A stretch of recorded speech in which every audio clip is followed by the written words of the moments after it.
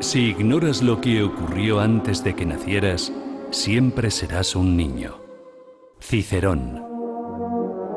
Una hora con la historia, un nuevo enfoque del pasado deshaciendo mitos, con Pío Moa y Rafael Núñez Huesca, aquí en Radio Inter.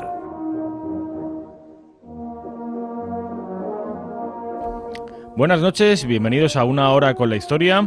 Don Pío Moa, buenas noches. Hola, buenas noches. Bueno, sabe usted que hace un par de días se celebró el 40 aniversario de la Constitución Española. Creo que vamos a dedicar la sesión a ello, ¿no? Sí, esta sesión y la próxima no hemos terminado todavía con la Reconquista, terminaremos posteriormente. Y claro, porque es muy importante. El 40 aniversario de la Constitución, en un momento en que todo el sistema que se creó entonces está en una crisis, está prácticamente en descomposición. Que está viniendo abajo. Antes, sin embargo, creo que no quiere usted pasar por alto un acontecimiento que también puede calificarse de histórico, y es la aparición de un quinto partido, un quinto gran partido nacional que sale a la escena, además en Andalucía. Vox, contra todo pronóstico, logra 12 escaños hace una semana, el pasado 2 de diciembre, las elecciones andaluzas, irrumpe en el Parlamento andaluz con nada más y nada menos que 12 escaños, rompiendo todas las encuestas y todas las previsiones. Don Pío, ¿a usted qué le parece? Sí, me parece un hecho que puede ser histórico. Tenía que haber ocurrido ya mucho antes, ya cuando Zapatero empezó a destruir la democracia, a destruir el Estado de Derecho, etcétera, ¿no? Pero entonces, digamos que el PP, que ha sido un partido auxiliar y no oposición a la izquierda y los separatistas, pues hizo todo lo contrario, bloqueó cualquier alternativa, engañó a sus votantes y ahí se ha mantenido, engañó con aquello del voto útil. Bueno, pues ahora Vox ha puesto de los nervios a todos.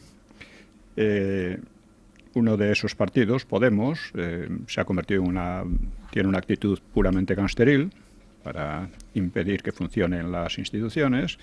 También en el gobierno del doctor Sánchez, un doctor fraudulento, pues están amenazando con algo así. Dice que no puede estar en las instituciones un gobierno que no es constitucional. Un partido, perdón, que no es constitucional. Que no es constitucional es ese gobierno, y como no es constitucional ninguno de esos partidos. En fin, están haciendo además una campaña de acusaciones brutales contra Vox, y creo que Vox cometería un gran error si contestara esas acusaciones, porque eso es reconocerles el papel de fiscales a unos partidos y grupos que no tienen la más mínima autoridad moral para ser fiscales. Tendrían que estar en el banquillo de los acusados y hay que responderle con acusaciones, ¿no? Porque se habla de una democracia en la que se homenajea públicamente a asesinos, en que se premia políticamente los asesinatos de la ETA, en que el Estado ha desaparecido prácticamente en algunas regiones, en que los políticos de Cataluña se declaran en rebeldía, provocando un golpe de Estado permanente con complicidad del gobierno, en que la corrupción es un signo distintivo de los principales partidos políticos, en que el gobierno lleva años imponiendo leyes totalitarias y amenaza las libertades más elementales, en que se ataca constantemente el idioma común y las bases de una convivencia en paz y en libertad, en que la Constitución, como muestra lo que acabamos de decir, se distingue por su incumplimiento, por no recordar otros datos como la política de aborto e inmigración masivos, o en que los mismos gobiernos que financian los separatismos regalan grandes toneladas de soberanía, como decía Margallo, a la burocracia de Bruselas, se declaran amigos y aliados de la potencia que invade nuestro país por Gibraltar, impulsan una auténtica colonización cultural por el inglés, intervienen en provocaciones y acciones bélicas de interés ajeno, bajo mando ajeno y en idioma ajeno. Esto hay que repetirlo. Es decir, un país sin verdadera política exterior. Estas son las razones por las que se está votando a Vox. Hay mucha gente que acaba de ver que el voto útil es un voto absolutamente inútil y que es necesario una alternativa clara y algo que diferencie totalmente y que frene este proceso que nos lleva a la disolución de España realmente y posiblemente y al enfrentamiento radical entre los españoles. Bueno, pues creo que Vox, en principio, está cumpliendo muy bien. Algunos dicen, bueno, hay que ver cuando tenga poder. Bueno, cuando tenga poder lo veremos. De momento está frenando, está poniendo los nervios a todos estos partidos mafiosos que están llevando a España a la situación en que está. Y hablando de este programa, tenemos que insistir de nuevo en la cuestión de la colaboración. Colaboración en cuanto a difundirlo para que tenga más influencia, y colaboración económica, porque sin ello el programa va mal. Recordemos que en marzo o abril estábamos bajo mínimos, hicimos un llamamiento, tuvo cierto éxito, hubo algunas personas que llegaron a dar 3.500 euros, etcétera, con lo cual hemos podido ir tirando. Sin embargo, también insistimos en que lo fundamental es que mucha gente dé una pequeña cantidad. Eso da más independencia y es en realidad mejor, porque significa que mucha gente colabora en este programa, que es un programa de reivindicación de la verdad histórica frente a la falsificación sistemática que venimos sufriendo desde hace muchos años. Bien, pues estamos de nuevo en la misma situación que en marzo y volvemos a hacer el mismo llamamiento. O sea, un colaboración de 10, 20. Colaboración significa que participan en el designio que nosotros nos hemos propuesto, ¿no? Pues de 10, 20 euros, todo el mundo puede hacerlo al mes, ¿no? Eso basta con dar en el banco la indicación de que lo envíen, ¿no? Sin embargo, esto no ha funcionado hasta ahora. Tenemos no más que unos 80 colaboradores que se comprometen con este programa, pero necesitamos muchos más, porque si no, además, este era en principio un programa que debía dar lugar a otro tipo de actividades, pero que por el momento es imposible, ¿no? Basta con que vaya adelante tal como está. Así que hacemos un nuevo llamamiento a nuestros oyentes a que se comprometan en un trabajo que es bueno para todos y necesario, muy necesario, porque en la falsificación de la historia está la base de casi todos los males que hoy día estamos soportando en España. Don Pío, antes de pasar a lo nuclear de la sesión, con respecto de Vox, ¿sabe usted que llevan los medios de comunicación martilleando al partido de Abascal con conceptos como ultraderecha, extrema derecha, fascistas? ¿Usted cómo considera al partido? Creo que es un partido de extrema necesidad, como ellos mismos dicen. Y este es el mensaje que hay que llevar a la gente. Es de extrema necesidad frente a esta degradación de la democracia, frente a esta que nos han llevado unos partidos que son mafiosos, que son antipatriotas. Muchas veces he insistido en esto. Si no hay una base de patriotismo, la democracia se disgrega, porque lo que se imponen de manera absoluta son los intereses de partido. Los intereses de partidos tienden a disgregar a la sociedad. Si son solo esos intereses. Si no hay una base común de intereses comunes nacionales, patrióticos, pues nada. Estos partidos han estado denigrando y falseando la realidad histórica de España desde hace 40 años. Y han llegado a creer que efectivamente el patriotismo había desaparecido de España. Ahora se dan cuenta de que no. Y están asustados. Están asustados y van a maniobrar seguramente para algunos de ellos declararse también patriotas y a impedir que Vox siga adelante. Pero Vox es la alternativa a lo que han hecho durante todos estos años y nadie debe llamarse a engaño sobre lo que van a hacer, porque lo van a hacer es lo que ya han hecho. ¿Y con respecto al techo del partido? ¿Hasta dónde cree usted que pueden llegar? Bueno, en Andalucía decían un diputado, 2, en los momentos últimos a lo mejor 5, 7, y han llegado a 12, lo cual revela que hay una masa muy creciente de españoles que se dan cuenta de por dónde nos están llevando estos políticos mafiosos, porque son verdaderos mafiosos. Hace años escribí un artículo sobre cómo los partidos tienden a convertirse en mafias si no hay algo que lo impida, ¿no? El respeto a las leyes, el respeto a ciertos valores básicos de la sociedad. Y como este respeto a las leyes y a los valores básicos de la sociedad no existe, los partidos se llaman constitucionalistas, unos cuantos no son constitucionalistas ni uno solo de ellos. Todos ellos han pisoteado la Constitución todo lo que han querido. Y así hemos llegado a este estado de descomposición.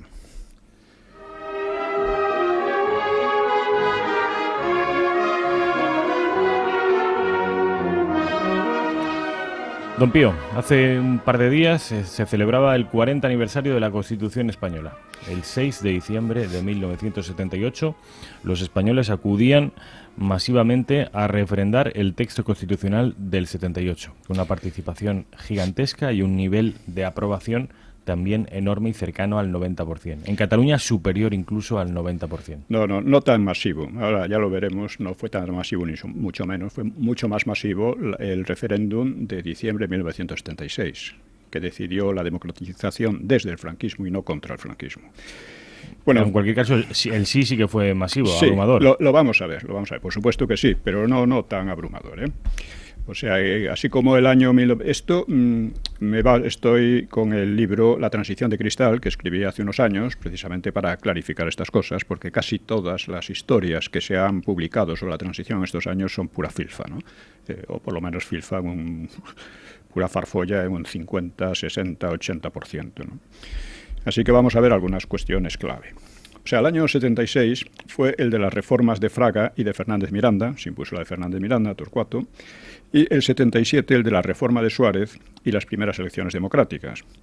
Y el 78 pues fue el año de la Constitución. En torno a su elaboración pues iba a girar toda la actividad política.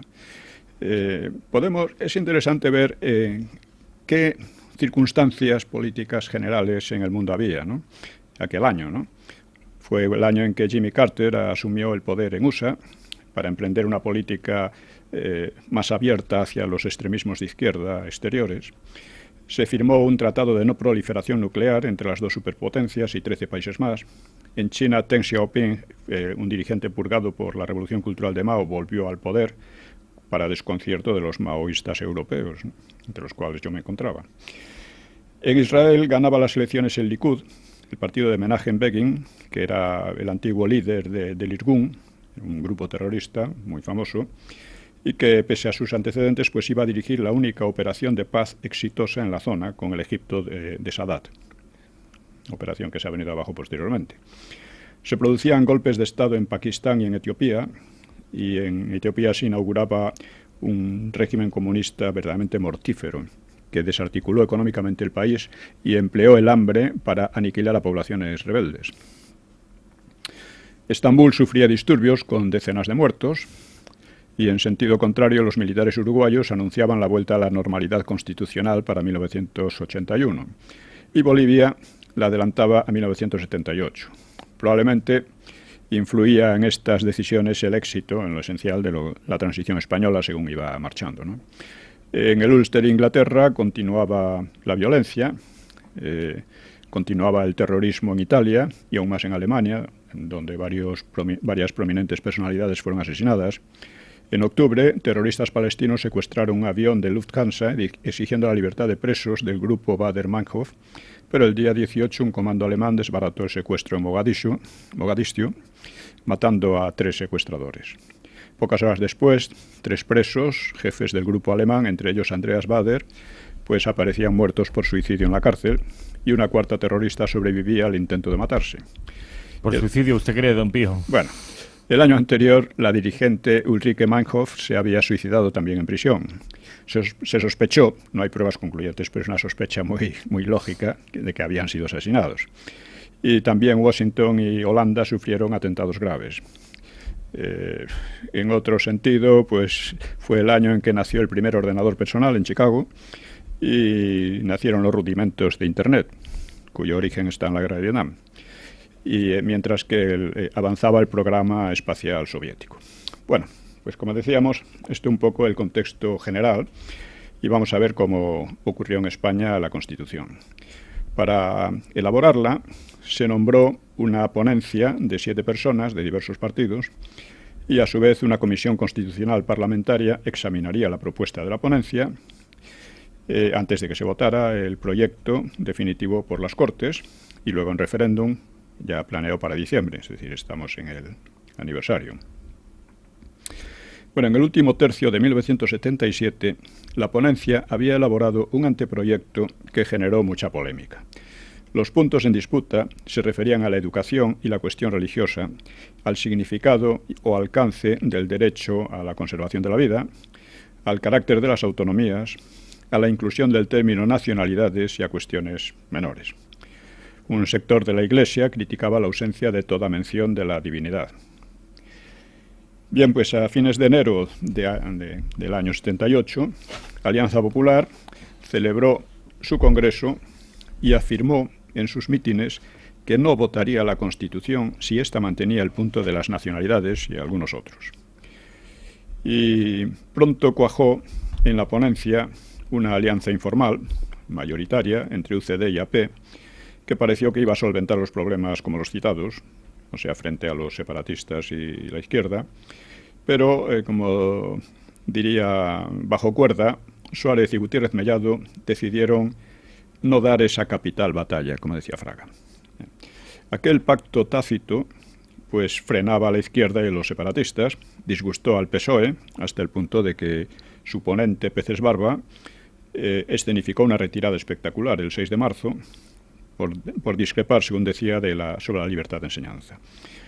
Este era un movimiento calculado para asustar a la UCD y para romper lo que llamaba la mayoría mecánica entre UCD y AP, o sea, Alianza Popular, mientras que Roca, un semiseparatista, separatista manso, vamos a decir, y Soletura, comunista, pues profetizaban la catástrofe si no se satisfacían sus exigencias. Roca y Soletura estaban en la comisión, en la ponencia, ¿no?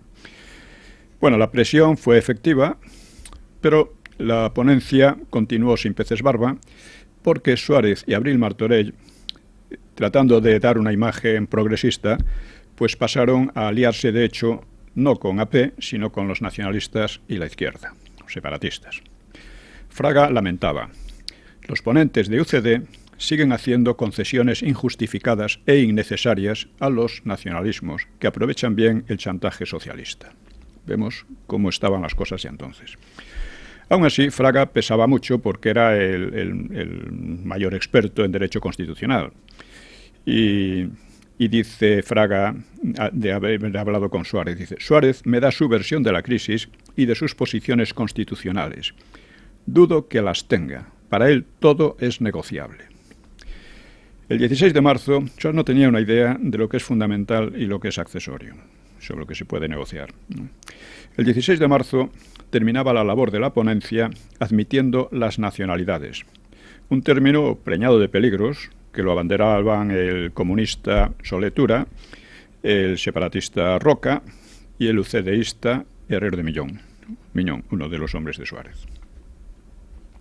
Ellos son los causantes de las nacionalidades. Mucha gente, Julián Marías y otros muchos, dijeron que bueno, que eso era poner una especie de bomba de relojería en la Constitución. Bueno, el proceso pues continuó en medio de la crisis económica y de un terrorismo rampante, ¿no? Cada vez mayor, ¿no? Los atentados peores del trimestre, aunque no eran los únicos del primer trimestre, pues fueron el 15 de enero el incendio del Teatro Scala de Barcelona, que causó 4 muertos, 10 días después el asesinato de Joaquín Viola y su esposa en Barcelona, el 17 de marzo una bomba contra la central nuclear en construcción de Lemóniz, en Vizcaya, con 2 obreros muertos y otros heridos, y graves daños materiales. Y el 22 de marzo el asesinato del director general de Instituciones Penitenciarias, Jesús Haddad. Se produjo asimismo un incendio sospechoso en el histórico Pazo de Meirás, propiedad de la familia Franco. Están ahora de vuelta a ver si se hacen con él. Si lo roban, vamos, porque esto no sería más que un robo. Bueno, el ataque al Scala provino de la reconstituida FAI, o sea, Federación Anarquista Ibérica, ligada a la CNT, Confederación Nacional de Trabajadores. Pareció volver el viejo pistolerismo anarquista, pero los autores fueron pronto detenidos y la CNT perdió crédito e influencia porque las víctimas habían sido precisamente trabajadores. El matrimonio Viola fue asesinado por el terrorismo separatista catalán del mismo modo que lo había sido Bultó, adhiriéndoles un explosivo al cuerpo. Viola había sido alcalde de Barcelona durante un año largo hasta diciembre del 76. La bomba de Lemóniz fue obra de la ETA, pero al revés que lo del Scala, la ETA no perdió prestigio pese a haber matado a varios obreros. Y el asesinato de Haddad lo realizó el Grapo. Por lo que respecta a los partidos, la UCD aplazó las elecciones municipales porque todavía tenía poca organización a esos niveles y además se resentía de los personalismos de los que llamaban los varones del partido, que eran políticos con poder en las regiones o en el aparato. Y a estos pues trataban de meterlos en vereda a Abril Martorell, que era la mano derecha de Suárez. En marzo, Abril sustituía a Fuentes Quintana, que había dimitido al frente de la economía, y sustituía al propio Suárez en las comparecencias parlamentarias, porque las comparecencias más comprometidas, ¿no? Porque Suárez tenía una oratoria poco brillante y su política era más bien los acuerdos personales al margen de las Cortes. Alianza Popular sufría problemas aún mayores por la decepción electoral y por la incertidumbre sobre la vía a seguir. Unos estaban sugestionados por el éxito de UCD y querían emigrar al centro, como le llamaban, y otros consideraban eso una claudicación. Hubo algún contacto con Torcuato Fernández Miranda, que estaba muy, muy decepcionado de Suárez. Fraga expresaba un europeísmo, ya estamos con la manía, ¿no? Un europeísmo un poco mendicante. Dijo: para España la integración europea es algo más que un problema de política exterior o una cuestión económica. Es la liquidación de una polémica histórica y una condición básica de la consolidación de un sistema político. Esto era pura autosugestión. No había nada de eso, ¿no? Pero el europeísmo español es así. Bien, pues el PSOE, en cambio, estaba bien aglutinado en torno a Felipe González y estaba bien disciplinado por Alfonso Guerra, que nos andaba con historias a la hora de que no hacer salir en la foto al que se movía. Y el PSOE tomó la línea de descalificar moralmente al gobierno, a los empresarios y a la administración, suponiéndolos a todos más o menos corruptos e indignos de confianza, ¿no? El PSOE se presentaba como paladín de la honradez, que era, una auténtica osadía, ¿no? Si tenemos en cuenta la trayectoria del propio PSOE, que era el partido más corrupto de la historia de España reciente, por lo menos, ¿no? Pero ese cuento de la honradez pues le produjo muy buenas rentas políticas, porque nadie quería recordar el pasado del partido. Bueno, al PC le iba peor. La línea, digamos, moderada de Carrillo, pues chocaba con las tradiciones del partido y además encontraba una oposición interna que desanimaba a muchos antiguos y nuevos militantes. Carrillo era más realista, percibía claramente que mostrarse al viejo estilo reduciría mucho más sus votos y, encontraba oposición también en el PSUC, Partido Socialista Unificado de Cataluña, que era del PC, era comunista, y que era también stalinista, y que se mantenía con más ánimos gracias a su considerable éxito electoral. Y de acuerdo con la tendencia inaugurada por los separatismos que resurgían, pues ampliaba su autonomía con respecto a la dirección general del PC. Se separaba más de Carrillo, ¿no? ¿Cuál era, don Pío, porque acaba de citar usted una serie de atentados de diferentes grupos terroristas? ¿Cuál era la actitud del PC respecto de los atentados del Grapo y del FRAP?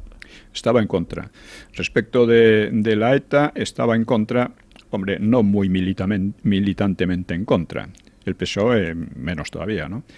Pero estaba en contra porque veía que era un peligro. Y en cuanto al Grapo, estaba empeñado en decir que era un montaje de la policía o de la extrema derecha y cosas así, que absolutamente sin base. O sea, partidos infiltrados habían estado hasta poco antes, pues todos, menos el Grapo.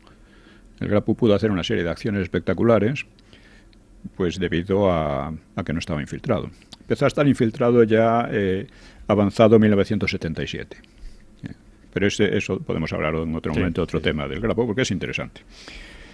Bueno, pues el 17 de abril se publicaba el proyecto de Constitución y el 5 de mayo la labor constitucional pasó a la comisión parlamentaria que debía examinar y discutir el proyecto. Volvió la mayoría derechista, 19 votos de UCD y AP sobre 17 contrarios. En la mecánica parlamentaria, la izquierda y los separatistas podían discutir y hacer admitir algunas de sus propuestas, pero tendrían que aceptar que eran una minoría, ¿no? Y esa aceptación no ocurrió.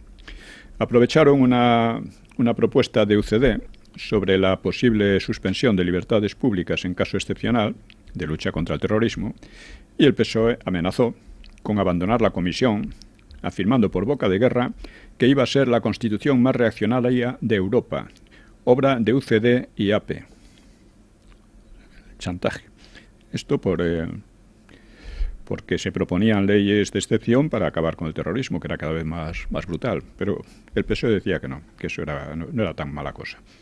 El PSOE ha sido el mayor aliado que ha tenido la ETA. Bueno, esto creó un nuevo escándalo, supuso un chantaje para desarticular la mayoría de centro-derecha, y era una jugada arriesgada porque Suárez podía aceptar la automarginación socialista y enfrentarla a un referéndum final como en 1976. Pero después de la dimisión de Peces Barba de la ponencia, luego entró en la comisión, pues el PSOE conocía bien la debilidad de una UCD que era ideológicamente insegura y atenazada por la necesidad que se había impuesto de vender imagen, como se decía entonces, vender imagen progresista de centro-izquierda. Suárez decía que incluso podía superar por la izquierda al PSOE. Era una cosa de locos. Bueno, pues Suárez volvió a claudicar. Él trataba siempre de evitar el debate y buscar los tratos personales semisecretos, así que encargó a Abril Martorell entenderse con Alfonso Guerra de espaldas a la comisión parlamentaria y llevar a la comisión pues los artículos a votar ya listos y acordados e imponerlos por disciplina de partido. Así, la elaboración constitucional pasó a una fase solo a medias parlamentaria, porque los asuntos principales se acordaban en almuerzos y cenas entre Abril y Guerra. El arreglo fue aceptado por comunistas y separatistas, a fin de evitarse la dialéctica de Fraga, que era bastante eficaz. Y se produjo, de hecho, un reagrupamiento de la UCD con los socialistas, los separatistas y los comunistas para aislar a la derecha conservadora, Alianza Popular. Podemos ver que esto ha sido una política permanente desde entonces, ¿no? Bueno, ni Abril ni Guerra eran expertos en derecho constitucional, al revés que Fraga, y en menor medida también Peces Barba, ¿no? Abril había estudiado Ingeniería Agraria y Ciencias Políticas y en 1969 había presidido la Diputación Provincial de Segovia con Suárez como gobernador civil. Guerra había estudiado Peritaje Industrial y algunos cursos de letras, y su noción de las leyes iba poco más allá de pretender el entierro de Montesquieu, como dijo. Montesquieu ha muerto. O sea, la separación de poderes, una base fundamental de la democracia. Estos son los demócratas, ¿eh? Pero, Guerra decía de Abril Martorell, en cuanto a formación jurídica, Abril Martorell es un patán. Lo decía Guerra. En esas peculiares circunstancias, pues avanzó el proyecto constitucional. Estas maniobras indignaban a Alianza Popular. Federico Silva y Fernández de la Mora, pues amenazaron con dejar la comisión y finalmente Alianza Popular se retiró el 24 de mayo, y también la abandonó el PNV, el Partido Nacionalista Vasco. Esta retirada pues preocupó a los demás mucho menos que la retirada anterior del PSOE, o amenaza de retirada, y no tuvo repercusión apenas. De modo que a los 5 días, Fraga conseguía la vuelta de su partido a la comisión, condicionándolo a la discusión artículo por artículo con luz y taquígrafos. Una condición que no se cumpliría porque, como reconoce el mismo Fraga, siguió actuando lo que llamaba el Consejo Gastronómico de Abril y de Guerra, solo que de modo un poco menos indiscreto. La Alianza Popular había logrado en la ponencia facilitar los referéndum y otras formas de democracia más o menos directa, pero la comisión echó abajo tales iniciativas, tomando un giro cada vez más partitocrático, ¿no? Que todo se decidiera entre los partidos, ¿no? Bueno, pues así se estaba organizando la Constitución. Los partidos continuaban la dinámica anterior. Abril Martorell trataba de meter en cintura a los varones de UCD. Y aunque la ejecutiva dimitió para facilitar la reorganización del partido, la mayoría se habían apuntado al partido por sus ventajas prácticas, por hacer carrera, vamos a decir, ¿no? Y no respetaba mucho a Suárez, y Abril tampoco tenía mucha autoridad para imponerse. Es decir, la UCD estaba en crisis permanente, ¿no? El poder y las expectativas del poder pues atenuaban las diferencias entre sus sectores, democristianos, socialdemócrata y azul, o de origen falangista, pero dificultaban mantener una línea precisa. Hay que decir que el sector azul o falangista fue el procedente del movimiento, fue el que realmente organizó la transición en el aspecto práctico, aunque en el aspecto ideológico fueron sobre todo los democristianos. Los democristianos son los que hicieron todas estas cosas que ahora lamentamos. Bueno, la Alianza Popular, como no tenía poder, pues sufría duramente las tensiones disgregadoras, que eran aumentadas porque Fraga se volvió un centrista, deseoso de ganar imagen de tolerante, aunque, claro, ni la izquierda ni UCD mostraban la menor tolerancia hacia su partido, ¿no? Silva, Fernández de la Mora y otros, pues cada vez estaban más disgustados y el partido amenazaba disolverse en taifas. Araiza volvió a la política fundando Acción Ciudadana Liberal, que no llegó siquiera a alzar el vuelo, ¿no? Fuerza Nueva hacía mítines que solían ser contestados con violencias, acusaban de violentos y las violencias eran contra ellos, ¿no? Y el Partido Liberal celebró su segundo congreso sin pena ni gloria. Eran partidos que no acababan de ir adelante. El Partido Comunista tampoco se serenaba. En su 9º congreso, realizado en abril, Carrillo dispuso la supresión del término leninista, dejándolo en marxista. Este cambio significaba muy poco, doctrinalmente, pero constituía una mutilación en el orden simbólico y en el orden identitario. Stalin, como sabemos, había impuesto la expresión marxista-leninista y la mantenían también los partidos maoístas. La medida provocó cierta crisis interna, numerosas expulsiones, y curiosamente las secciones catalana y asturiana eran las más stalinistas, las más reacias al abandono del leninismo, que no era abandono real, ¿no? Carrillo calculaba que la supresión del leninismo le permitiría ganar votos y por consiguiente cargos al partido, ¿no? Al PSOE, en cambio, le iba mucho mejor. Sus políticos estaban más que satisfechos con los cargos logrados en las elecciones pasadas, habían sido el segundo partido más votado, y con las expectativas de controlar pronto el poder. En abril, por lo tanto, estaban mucho más disciplinados.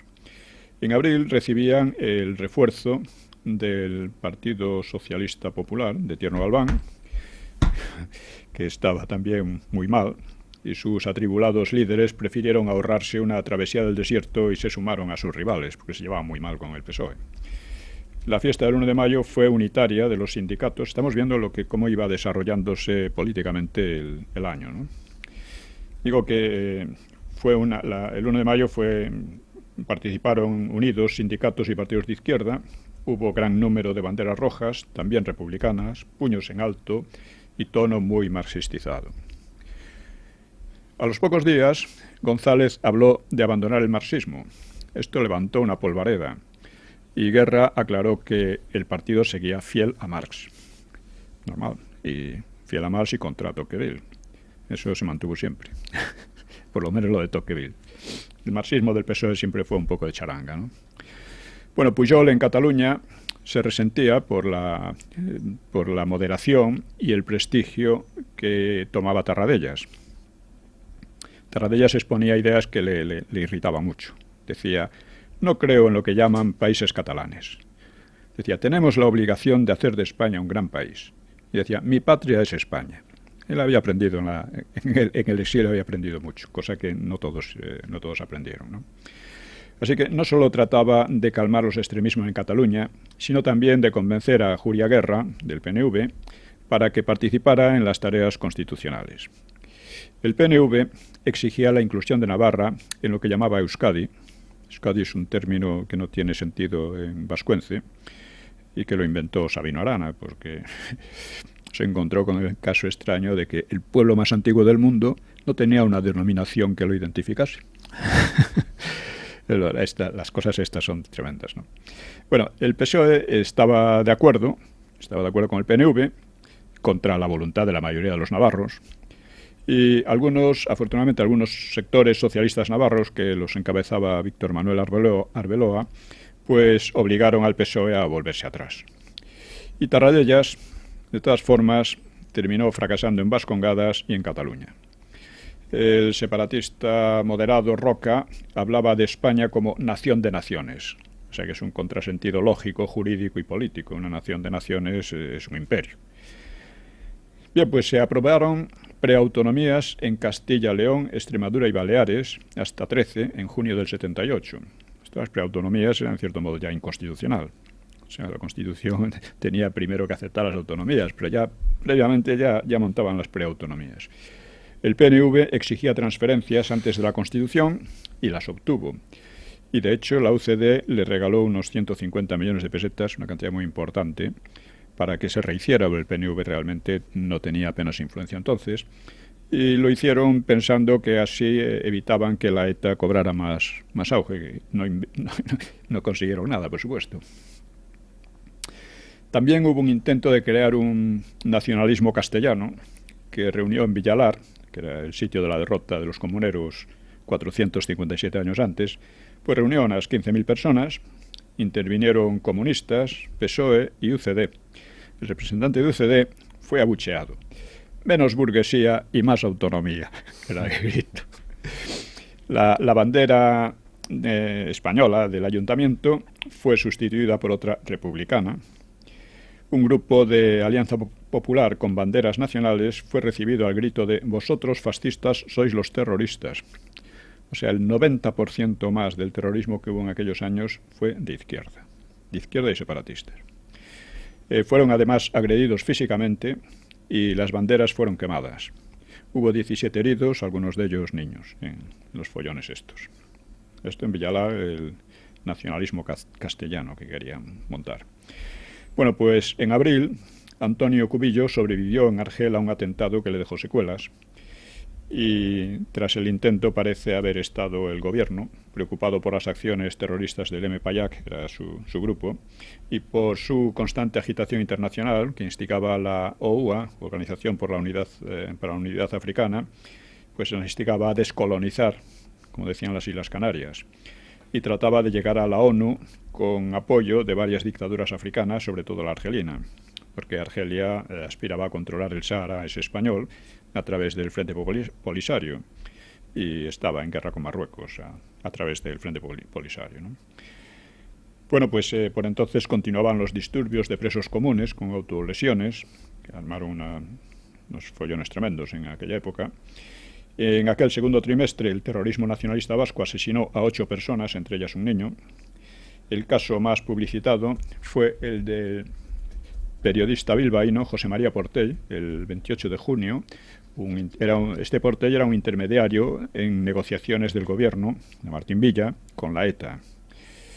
Portell había escrito libros más bien halagüeños hacia la imagen de los terroristas y propugnaba la negociación, pero los etarras parece que desconfiaron de él y lo mataron. La ETA estaba logrando un poder intimidatorio tremendo, ¿no? Sus amenazas bastaron para hacer dimitir a un ayuntamiento vizcaíno en pleno, como reseña Fraga. Bueno, el verano fue un verano muy caluroso y resultó igual de movido. El 4 de julio comenzó en el Pleno del Congreso un debate constitucional, algo ficticio, pese a había más de 1000 enmiendas, porque los artículos llegaban ya consensuados al margen de las Cortes, que en 12 sesiones solventaron todos los problemas. El problema mayor provino del PNV, que exigía una soberanía propia conforme a la idea medieval de un imaginario pacto con la corona. Para sortear el escollo, pues UCD, PSOE y PNV mantuvieron reuniones infructuosas clandestinas al margen del Congreso. El gobierno y la izquierda rehuyeron el debate sobre un orden público que se deterioraba con gran rapidez. Carrillo afirmó que la derecha había quemado las iglesias en los años 30 para provocar. O sea, la capacidad de mentira y de calumnia es verdaderamente terrorífica, ¿no? El día 21 se aprobaba el texto por 258 votos a favor, 2 en contra, 14 abstenciones de Alianza Popular y ausencia del PNV. Fraga votó sí. El no de Silva Muñoz levantó expectación y él lo explicó a los medios, pero casi todos lo silenciaron. Así estaban funcionando las cosas. La ETA saludaba la votación asesinando el mismo día en Madrid al general Sánchez Ramos y al teniente coronel Pérez Rodríguez. Bueno, pasado al Senado el debate en agosto, Torcuato Fernández Miranda presentó enmiendas al título octavo, dedicado a las autonomías y contra las nacionalidades. Suárez y Abril se cabrearon mucho, le conminaron a retirarlas, las enmiendas, y hubo una discusión muy agria y Torcuato abandonó la UCD. Estas cosas hay que recordarlas. Todo el mundo las quiere olvidar y presenta una imagen meliflua de cómo fue aquello. No fue nada meliflua, ¿no? Bueno, la cuestión educativa, hay que recordar que cuando Zapatero empezó a hundir la Constitución, con sus tratos con la ETA y luego las leyes de memoria histórica y demás, pues yo intenté una reacción. Primero lo denuncié claramente, lo que era una destrucción de la ley, de la legalidad, y una destrucción de la Constitución. Eso no movilizó a nadie. Los partidos, entonces me di cuenta de cómo el PP estaba en realidad actuando como auxiliar y no como oposición, permitiendo todo esto. Pero esto ya venía de la época de Suárez. Lo que pasa es que con Zapatero ya adquirió una gravedad extrema. Hay que admitir que una experiencia histórica nueva, como era la transición, pues se cometerían errores, era inevitable, pero que los errores no se corrigieran, sino que fueran profundizándose, eso es lo grave que ha pasado, ¿no? Bueno, pues también la cuestión educativa causó disputas. Hay que recordar que los estatutos de autonomía regalaban todas las competencias sin tasa ninguna a las autonomías. Bueno, tuvo también trascendencia la inclusión de unos derechos históricos de los territorios forales, que era un eufemismo para admitir una soberanía originaria vasca, que era lo que pretendía el PNV. Se buscaba, siempre en vano, complacer a los separatistas. Con todo, no dejaba de ser una victoria de Sabino Arana, 75 años después de muerto, y el PSOE procuraba reducir el Senado a una función poco relevante, sin apenas competencias, mientras que Alianza Popular trataba de dárselas. El Gobierno, por su parte, siguió pidiendo sin éxito la admisión en la Comunidad Económica Europea, lo que es actualmente la Unión Europea, y negoció con el Vaticano para sustituir el concordato por acuerdos específicos. La masonería, ya legalizada, se rehacía. Y es curioso porque la Constitución prohíbe las sociedades secretas. Y la masonería es la sociedad secreta por excelencia. Pero pasaba esto. El franquismo había atacado a la masonería como uno de sus mayores enemigos, como una organización conspiratoria y anticristiana, y de hecho la había desarticulado. Los socialistas denunciaron que una gira del rey por Hispanoamérica incluía a la Argentina de la Junta Militar, aunque los jefes del PSOE habían visitado Moscú y colaborado con la propaganda internacional soviética en los meses anteriores. Se estableció la mayoría de edad a los 18 años, quedaron constituidos los Consejos Generales de Castilla y León y de Baleares, y el 18 de julio una multitud de 20.000 personas llenó la Plaza de Toros de las Ventas en Madrid para conmemorar el alzamiento del 36. Los grupos más a la derecha tenían aún bastante capacidad de movilización, aprovechando el prestigio que mantenía el franquismo. Recordemos cómo se hizo el referéndum del 76. Luego, durante los Sanferminos de Pamplona, grupos separatistas politizaron las fiestas mediante pancartas. Fueron abucheados por la mayoría, pero la policía realizó una intervención desorbitada, lo cual motivó un verdadero motín por toda la ciudad. Y las fiestas fueron clausuradas el 11, después hubo un muerto y decenas de heridos.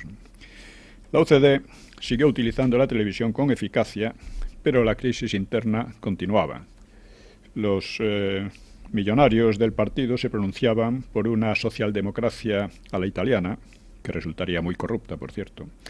Continuaba agravándose la crisis en Alianza Popular. Varios dirigentes reclamaban unas señas de identidad más claramente definidas a la derecha, pero Fraga prefería la ambigüedad y el camuflaje centrista, esperando así ampliar su masa de votantes a costa de UCD, lo cual no ocurría. Y tampoco el PC conseguía superar sus roces internos. El PSOE, en cambio, seguía ganando disciplina y agresividad y explotaba el acercamiento de Suárez a González y a Carrillo para aislar a Alianza Popular. La UCD, a su vez, sufría el intento de aislarlo en Cataluña por un pacto entre Convergencia y Unión, en pro de un centro-izquierda catalán no sucursalista, como le llamaban. Estos llamaban sucursalistas a los partidarios de la unidad española. Los socialistas de Cataluña se unían oficialmente como PSC-PSOE, que era menos peligroso para los separatistas, ya que su dirección, la dirección socialista en Cataluña, era en gran parte separatista también, al revés que sus bases. El PSC, el Partido Socialista de Cataluña, reventó, que en solitario habría obtenido pocos votos, pero como anota Jordi Pujol, la maniobra de los dirigentes del PSC, federándose con el PSOE, encuadró a esos votantes, los del PSOE que no eran separatistas, los encuadró en un sistema de partidos catalán. O sea, estas maniobras tremendas y la UCD totalmente, bueno, en realidad la estaba facilitando, ¿no? La jugada, como con la Asamblea de Parlamentarios Catalanes, que fue el germen de asambleas parecidas en otras regiones, pues fragmentaba el campo de la política de España, que es un logro clave de los separatistas, ¿no? Y sorprende la destreza de estos y la escasa agudeza de sus teóricos contrarios, ¿no? Los constitucionalistas, que serían más tarde, ¿no? Otra molestia para los separatistas radicales era Tarradellas, contra quien hubo gritos en la diada, mientras que la Asamblea de Parlamentarios Catalanes vetaba al presidente de la Generalidad para la redacción del futuro Estatuto Autonómico. En Vascongadas moría el 25 de agosto a Julia Guerra, uno de los artífices del llamado Pacto de Santoña en 1937, por el que el PNV, de acuerdo con los fascistas italianos, traicionó ocultamente a sus aliados del Frente Popular, facilitando a Franco su primera victoria masiva. Su condena a muerte por su anterior colaboración con los revolucionarios quedó en cadena perpetua, que no pasaría de 6 años.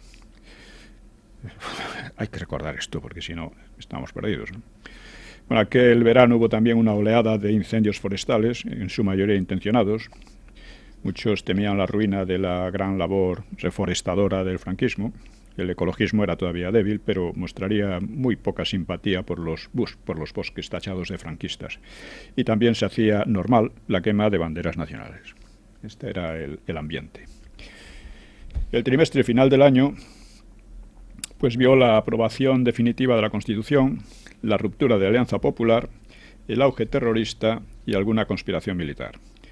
Las sesiones del Senado sobre la Constitución terminaron el 5 de octubre y luego una comisión mixta, Congreso-Senado, estudió la propuesta constitucional. De la comisión, formada por 11 parlamentarios, fue excluido Fraga por el veto de la UCD, que temía su oratoria, claro. Así, el texto constitucional pasaba ya por 5 tamices: la ponencia, la comisión del Congreso, el pleno del Congreso, el Senado y la comisión mixta. Un proceso complicado y un poco extravagante, ¿no?, por cuanto los artículos se consensuaban en gran medida al margen del Parlamento, dando al debate cierto aire de pantomima, ¿no? Peces Barba también fue sustituido por Guerra. La comisión mixta sería acusada de cambios de última hora que añadían confusión mediante nuevos acuerdos entre Abril, Martorell y Guerra. Bueno, finalmente, el 31 de octubre, Senado y Congreso votaron simultáneamente el texto. En el Congreso, 325 votos fueron a favor, 6 en contra, varios de Alianza Popular sobre todo, y 14 abstenciones, la mitad del PNV y el resto de Alianza Popular y otros. El Senado dio 226 votos a favor, 5 en contra y 8 abstenciones. Quedaba el referéndum, que debía culminar el proceso, así que vamos a ver cómo fue. Casi todos los partidos hicieron una activa campaña por el sí, menos Fuerza Nueva y otras asociaciones continuistas, así como grupos comunistas al margen del PCE y separatistas proetarras vascos. El PNV llamó a la abstención. El referéndum tuvo lugar el 6 de diciembre, 2 años casi justos después del de la reforma de Torcuato, aquel desde el franquismo y no contra el franquismo. Bueno, pese a no sufrir campaña alguna de boicot, la participación popular fue de 67,1%, 10 puntos menor que la de 1976. Hubo un 5% de noes, por lo que el porcentaje de síes es el 87,7%, no llegaba al 59% del cuerpo electoral. Un porcentaje suficiente, pero flojo. El porcentaje del referéndum de la ley para la reforma política, la del 76, había pasado del 73%. Es decir, el 73 sí es al 59%. Era una bajada significativa, ¿no? Revelaba un descenso del entusiasmo o de la credulidad de la gente, ¿no? Quedaba de relieve un descenso del interés ciudadano después de 2 años en que el terrorismo, las huelgas, el paro y otros desórdenes hacían estragos, ¿no? Aunque se demostraba también que había una esperanza básica de que la cosa funcionara finalmente. Las regiones más participativas fueron Baleares, Valencia, Murcia, las 2 Castillas y Aragón. Las más abstencionistas, Vascongadas, con 54,5%, Galicia, con 49,5%, Asturias, con el 38,5% y Canarias, con el 35,5%. En la media nacional estaban Cataluña, Navarra, Ceuta y Melilla. Hubo más noes en Navarra, un 11,3%, en Vascongadas, un 10%, Cantabria, 9,7%, y Castilla-La Mancha, con 8,71%. Las regiones de menos noes fueron Galicia, Canarias y Baleares. Había, por ejemplo, en Galicia una abstención enorme, pero los noes fueron muy pocos. Pese estos resultados un poco mediocres, puede decirse que la Constitución fue aceptada muy mayoritariamente, excepto en las Vascongadas, donde no fue ni aceptada ni rechazada. La abstención no es una cosa ni la otra. Y si descontamos, por otra parte, la abstención técnica habitual de un 25 o un 30%, pues la abstención política propugnada por el PNV tampoco superó otro 25%. Que estaba por debajo del 31% de síes. Es decir, que en conjunto, en Vascongadas también fue aceptada la Constitución, a pesar de lo que decía el PNV. La abstención gallega apenas tuvo carácter político, simplemente la gente se desentendía, ¿no? Y el 12 de diciembre, por fin, el PSOE reconocía como legítima a la monarquía. Hasta entonces, y ahora está volviendo de nuevo con las mismas, ¿no? La Constitución marca propiamente el fin del franquismo. Hubo vacilación sobre si Juan Carlos debía jurarla o sancionarla con su firma. Se decidió la firma, efectuada el 26 de diciembre. Esto, claro, daba a la ley cierto aire de carta otorgada, pero... Nos quedan 5 minutos, sí, don Pío. Solo en apariencia, porque la potestad regia quedaba reducida a poco más que simbólica y ceremonial. Aún así, llegaría a tener relevancia durante el intento golpista del 23 de febrero del 81. El año 78 presenció una escalada terrorista. Había presentado con un grupo nuevo, los Comandos Autónomos Anticapitalistas, que era una escisión ácrata de la ETA. La ETA multiplicó por 6 su cifra de asesinatos del año anterior, llegando a 68.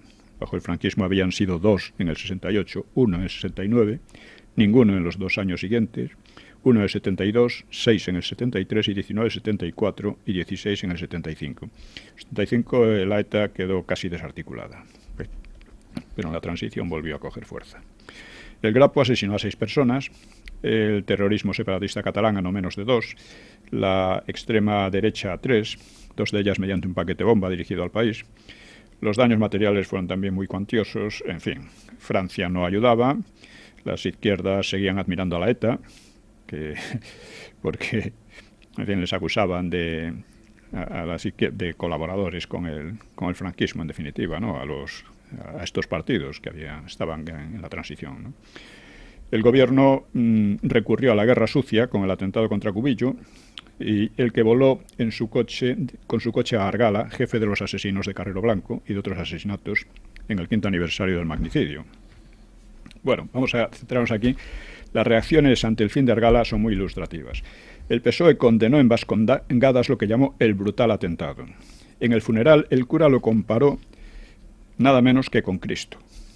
El presidente del PNV, Javier Arzallus, lo ensalzó. Quienes entregan la vida por su pueblo merecen nuestra admiración y respeto.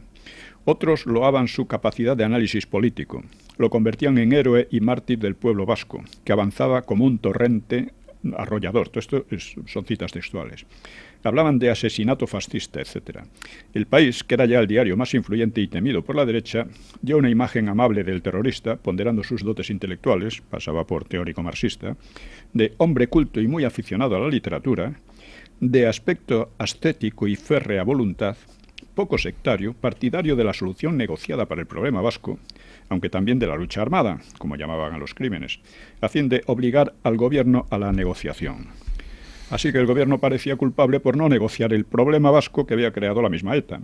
Negociación equivalente a un premio a asesinos tan negociantes, ¿no? Y durante el franquismo el santuario francés tuvo vital importancia para ETA, es lo que le permitió sobrevivir, hacerse, habría sido desarticulado de otro modo. Y, en fin, hubo también algunos complots de algunos militares. Tenemos que acabar, don Pío. Que no llevaron a nada. Bueno, pues esto nos permite entender cómo se hizo la Constitución y en qué ambiente general, incluso en qué ambiente internacional. Un ambiente muy complicado. Y la próxima vez hablaremos de los fallos de la Constitución, porque tiene muchos fallos, ¿eh? Y de esos fallos derivan gran parte de lo que estamos ahora sufriendo. Lógicamente, una Constitución que se hizo de esa manera pues no podía dejar de tener fallos. Eso será el próximo sábado, en el próximo programa de Una Hora con la Historia. Hasta entonces, sean ustedes felices. Don Pío, buenas noches. Buenas noches.